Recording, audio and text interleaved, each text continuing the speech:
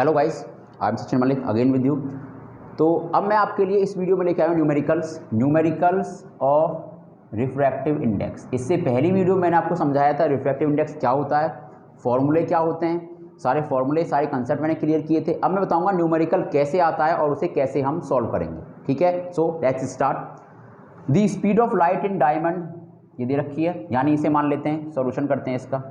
V1 यानी V diamond मान लो, V diamond कितनी दे रखी है 3 × 10⁴ मीटर पर सेकेंड। उसके बाद the speed of light in water यानी VW दे रखा है हमें 1.5 × 10⁻³ मीटर पर सेकेंड।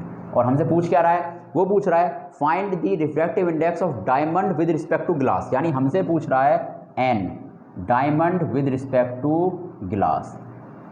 बताया था मैंने, सिंबल होता है डायमंड का ग्लास की रिस्पेक्ट में। अब आप बताइए क्या करें। ऑलरेडी मैंने आपको बता दिया कौन सा फॉर्मूला लगाएंगे, क्यों लगाएंगे फॉर्मूला, वो क्यों और कैसे पकड़ना सीखो, क्यों, ये ही क्यों। क्लियर। चलो, डायमंड का पूछ रहा है ग्लास की रिस्पेक्ट में, और किसकी फॉर्म में दे रखा है, स्पीड की फॉर्म में डायमंड में, और सॉरी वाटर है, इसे वाटर कर लीजिए आप, ये होगा वाटर तो यहाँ जाएगा वाटर, और इधर भी हम कर देंगे ऑलरेडी वाटर है। ठीक है, यानी डायमंड में लाइट की स्पीड दे रखी है, वाटर में लाइट की स्पीड दे रखी है, डायमंड का पूछ रहा है वाटर की रिस्पेक्ट में। तो फॉर्मूला क्या होता है, मैंने बताया था आपको कि अगर स्पीड ऑफ लाइट गिवन हो तो जिसका पूछेगा उसकी स्पीड ऑफ लाइट आएगी नीचे और दूसरे की जाएगी ऊपर। सिंपल, ऐसे सॉल्व करेंगे VW/VD। तो आंसर क्या आएगा हमारा, VW क्या है 1.5 × 10⁻³ और VD क्या है 3 × 10⁴। ये कट जाएगा 2 बार,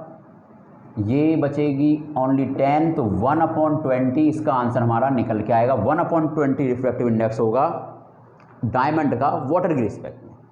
क्लियर। अब सेकंड क्वेश्चन देखिए, वो कह रहा है refractive index of water is 2.5, यानी इस बार रिफ्रैक्टिव इंडेक्स की फॉर्म में दिया है NW, ये दिया है 2.5, and the refractive index of glass is 5, और NG ग्लास का दिया है उसने 5, कि ग्लास का होगा 5, ये होगा सॉल्यूशन इसका। और कह रहा है फाइंड, दो कंडीशन है इसमें, find the refractive index of glass with respect to water, यानी ग्लास का वाटर की रिस्पेक्ट में पूछ रहा है। आप बताइए क्या होगा, बता रखा है, पढ़ा दिया। जब रिफ्रैक्टिव इंडेक्स दे, रिफ्रैक्टिव इंडेक्स की फॉर्म में दे, तो जिसका पूछेगा उसका रिफ्रैक्टिव इंडेक्स आएगा ऊपर, यानी न्यूमरेटर में। तो ये फॉर्मूला बनेगा NG/NW। NG/NW क्यों बनेगा, पहली वीडियो में बता चुका हूँ आपको। तो NG क्या है 5/2.5, ये आएगा 2।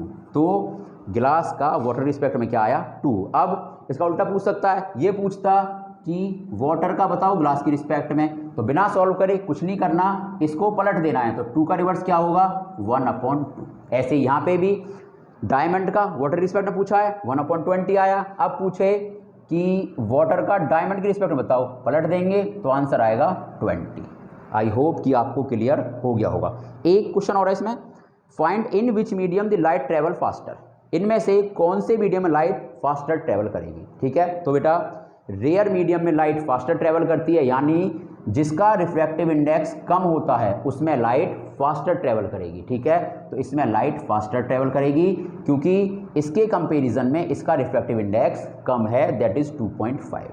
आई होप कि आपको कंसेप्ट अभी बिल्कुल क्लियर हो गया होगा। क्लियर। चलो एक क्वेश्चन और लेता हूँ मैं, इसे रफ कर देते हैं। अब एक क्वेश्चन और लेते हैं आपके लिए, उससे सारी चीज़ें और क्लियर हो जाएंगी। ऐसे क्वेश्चन आते हैं बेटा, रिफ्रैक्टिव इंडेक्स से ऐसे ही क्वेश्चन बनते हैं कंफ्यूज करने वाले। अब मान लिया ये मीडियम दे दिया,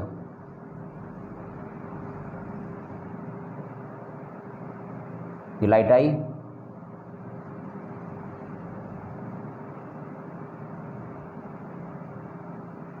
ये है एयर, ये है ग्लास, और ये मान लो वाटर। क्लियर।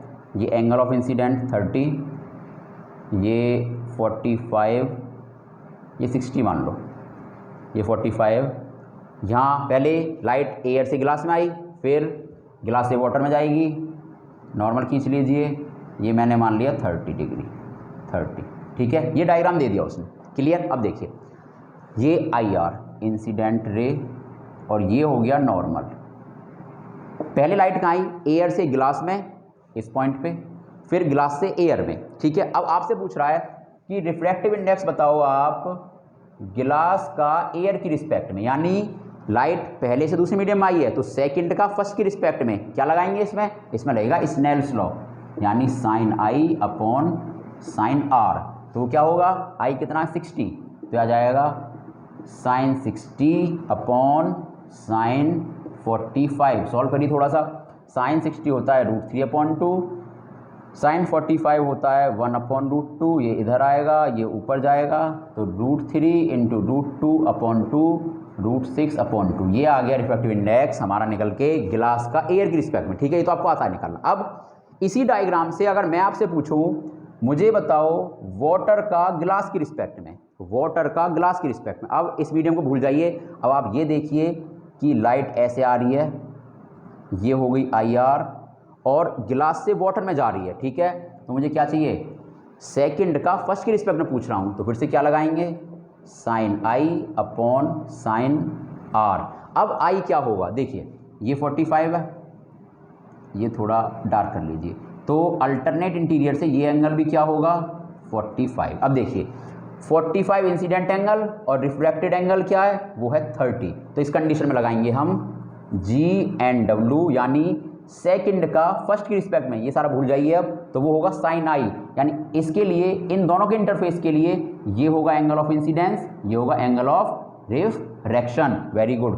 तो इस कंडीशन में लगाएंगे साइन 45 अपॉन साइन 30, तो 1/√2/1/2, ये ऊपर जाएगा, ये ऊपर जाएगा, 2/√2, रेशनलाइज कर लेंगे, √2 इंटू √2, तो 2√2/2, ये कैंसिल आउट, तो ये आएगा √2। यानी मेरा जो समझाने का मतलब है वो ये है कि ऐसे डायग्राम बना के भी क्वेश्चन आपको दे सकता है वो। तो स्नेल्स लॉ क्या कहता है, sine I upon sine R, second का फर्स्ट की रिस्पेक्ट में। जब इसका पूछेगा, इसको भूल जाइए, तो sine I upon sine R, ऐसे हम वैल्यूज निकाल सकते हैं। और अगर मेरे पास वाटर का ग्लास की रिस्पेक्ट में आ गया √2 और मुझसे पूछ ले मुझे बताओ अब ग्लास का वाटर की रिस्पेक्ट में, यानी इसका उल्टा, तो इसको भी सिंपल बिना कैलकुलेशन किए उल्टा कर दो, ये आएगा 1/√2। This is the answer, this is the full concept of refractive index. तो अब इसमें गलती नहीं करेंगे, एग्जाम में इससे हार्ड क्वेश्चन डेफिनेटली नहीं आएगा।